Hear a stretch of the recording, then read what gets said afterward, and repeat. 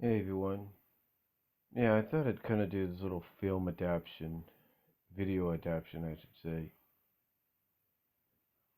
It's something that I typed up courtesy of Dragon Natural Speaker and uploaded onto places like DeviantArt and shared through private message with people at DeviantArt, Echo's Portal, and Furfinient, as well as posted on several Facebook groups, mostly like movie pilot animation and whatnot and stuff like that, like animation look back and wherever. And basically, what I was talking about, at least asking in question form, and the title's down here below, is what is the lustful melt gag? Well, for anybody that probably doesn't know, the lustful melt gag actually started back in I would say the early 40s and mainly the 50s. Um, Maybe the 30s, I'm not really sure, but I think it was mostly the 40s and the 50s. And basically, what the lustful melt gag was, and I'm going to try to explain as much as I did as in the written, in the typed format as I can, probably throw in some different interpretations here and there.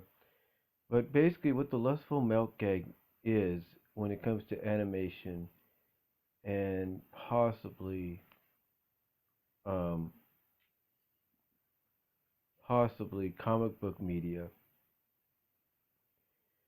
The lustful melt gag is basically a gag where, as TV tropes put it, a character gets so enamored, if you will, or aroused by another character, and in other words, an attractive character, that they end up turning into a puddle of goo.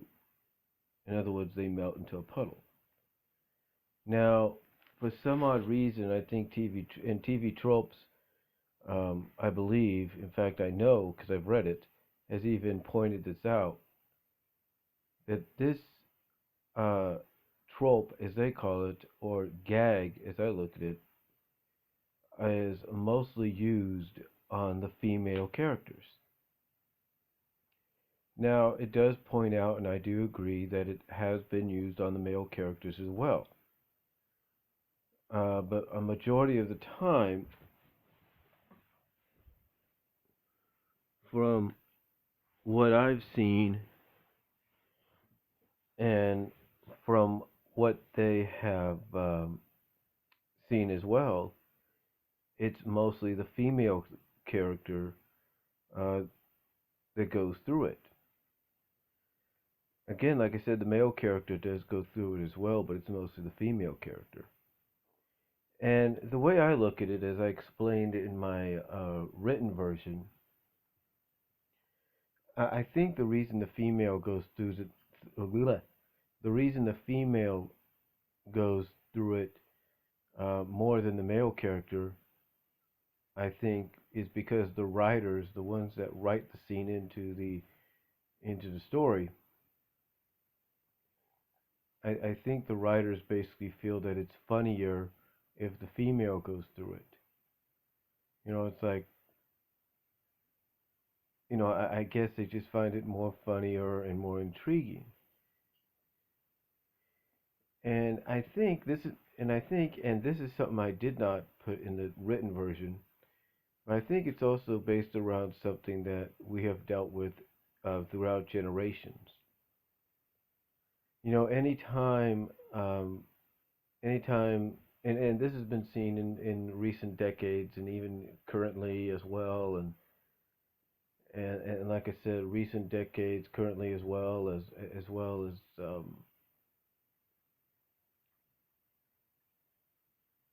um, like I said, throughout the decades, and throughout generations, and that is any time a handsome, good-looking, attractive guy or band, if you will, or singer or actor or whatever is introduced or seen and becomes very popular, a female fan can't get enough of it. They can't. You know, it's like they got to have more of that character. I mean, more they get not character, but they got to have more of that person. They want more. They want to see them more. They get so, the female character gets. I mean, the female person gets so aroused by that individual that they want to see more. And and that when they do see that character for the first time, up close and personal, let's say at a concert, a meet and greet, or whatever, that deep down, that female fan may feel like they've just melted right in front of the person. That just meeting to them, talking to them, maybe getting a kiss on the cheek or something like that, that they have just, that this encounter has just caused them to melt into a puddle. Even though physically and in reality wise that's not possible, that's how they feel. And again, this is something that's been going on for generations, decades, years, if you will. And when writers see that, and let's say somebody might mention that, some kind of a female fan might mention that, or a female acquaintance of another might mention that, oh, my friend, when they met so and so for the first time at this meet and greet, or they saw so and so at this concert for the first time, they felt like they just melted right there. That a writer in animation and even in comic books will look at that and go like, will hear that and go like, hmm, melted, felt like they melted right there. Hey, that's a new form of physical media we haven't used in animation or in comic books. Let's have the female character literally melt into a puddle. So that, and that's what I would guess. That's what I would guess is how the lustful milk gag came about. Mostly due to the fact that they needed some kind of um, visual interpretation of how a female character feels around an attractive male character of some kind. You know that that's what I would guess how it came about. And again, this is something that's been used for generations and years and decades in animation and in comic book form. Like I say, like I mentioned in the written forms, and I've mentioned it before here. Um,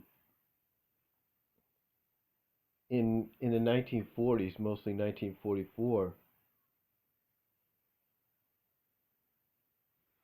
mostly 1944, um, in a Porky Pig short called Spooner Crooner, there was a scene where a female character, a female, not well, yeah, it's a female character, but it's mostly a female hen,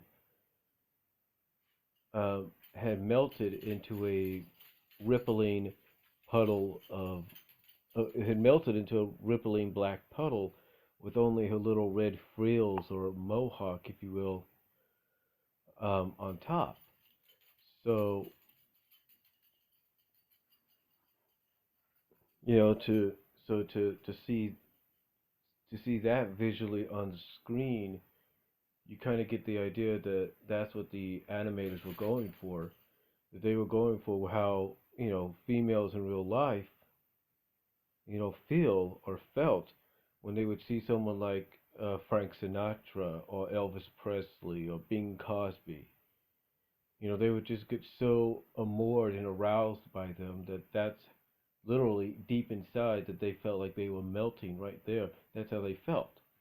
And again, to see that visually, on the screen in animation form, represented by this one hen character or chicken character, was, I guess, the start of it. And I could be wrong. I'm not an animation historian, but that's, like I said, the earliest form I know of. And then, of course, you take a look, um, in that same decade and even the following decade, Popeye did the same thing. In the Fistic Mystic, if you will, as TV tropes likes to kind of get mixed up with about, Olive had melted into a puddle of butter. Well, not necessarily a puddle. Basically, as I kind of mentioned in the written form, it's kind of like she's on top of the stairs getting ready to walk down, and she gets flattened by some kind of steamroller coming up. And literally, she starts flowing down the stairs after she's flattened. Like we've seen in any cartoon where a character gets flattened by a piano, coming down the stairs on them. They kind of do that, like up and down kind of deal going down the stairs after they've been flattened. That's literally what Olive's first um, lustful melt was. She had literally seemed like she got flattened by a piano or a steamroller, and the only thing was she had turned yellow because she said she felt like because basically she said she felt like she was butter in Bluto's hands, because that's the character Bluto was playing, was the Fistic Mystic character, and that's one thing I had to interpretate there was that was Fistic Mystic.